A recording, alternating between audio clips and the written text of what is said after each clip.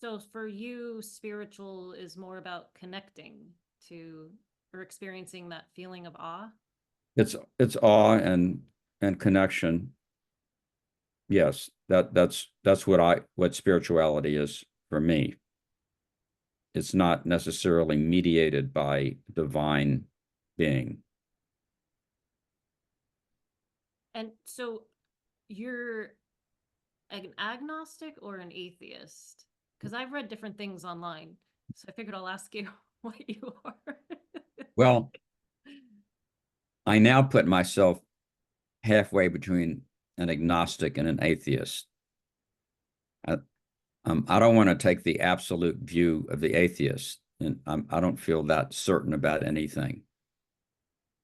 Uh, but I'm certainly not on the faith end of the spectrum. So if you have, faith, complete faith at one end and atheism at the other end, and you have agnosticism in the middle, I'm somewhere between the agnostic and the atheist.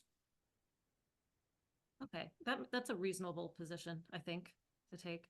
I have faith, but I recognize that I'm the type of person that needs a little magic. Like I need to believe in a little magic. It's like someone who knows, hey, I might be delusional, but I want that delusion. It Yeah. makes my life better. So I'd say that's where I am. So have you ever had any personal experiences or anything where you might have come close? You're like, wow, that was weird. I can't explain that. Or were you always like, there's a rational explanation for that. I just haven't found it yet. No, I've had plenty of experiences that I can't explain. I would say that the most significant and common is falling in love. Okay. Can you expand on that? Well, I can't expand very much because it's something that's unexplainable. But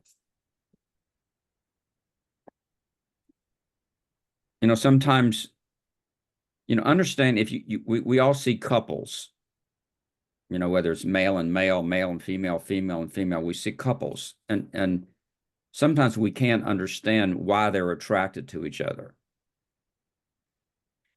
Have you ever had that experience? Yeah. Yeah. I plenty of times. Yeah, plenty of times. Yeah. And and so there's something mysterious going on there. That's fair. That's fair. So have you've written about it? You've written your own. Well, I've written about it. I'll try not to name names, but Yeah, you don't know names. Just yeah. Other times you see couples where, it's easy to see why they're in love. easy to see why they're in love because they They, look they might similar. they might be very similar. Uh, the physical attraction might be out in the open and obvious. They might like to do the same kinds of activities. Um, but in the end, I think I I asked this neuroscientist that I was speaking about earlier, Robert Desimone, who's a neuroscientist, um, whether he thinks that neuroscience will ever progress to the degree where you could predict whether two people would fall in love. If you're just given complete information about the two people, whether you could predict whether they would fall in love. And he said that, well, right now we're at the level in understanding neuroscience where you can say it's all probabilities. You can say 50% probability I'll fall in love with Mary and a 30% probability I'll fall in love with Sheila and so on. And that as the neuroscience gets better and better and better, those probabilities will go up. Okay. So that's what he thinks. Personally, I would hate it if a computer could ever tell me whether I was going to fall in love with a particular person. I mean, it would really bother me tremendously. So I would prefer that there be some mysteries in life that are not ever solved. So a little magic. A little magic, you can call it magic. I would call that magic.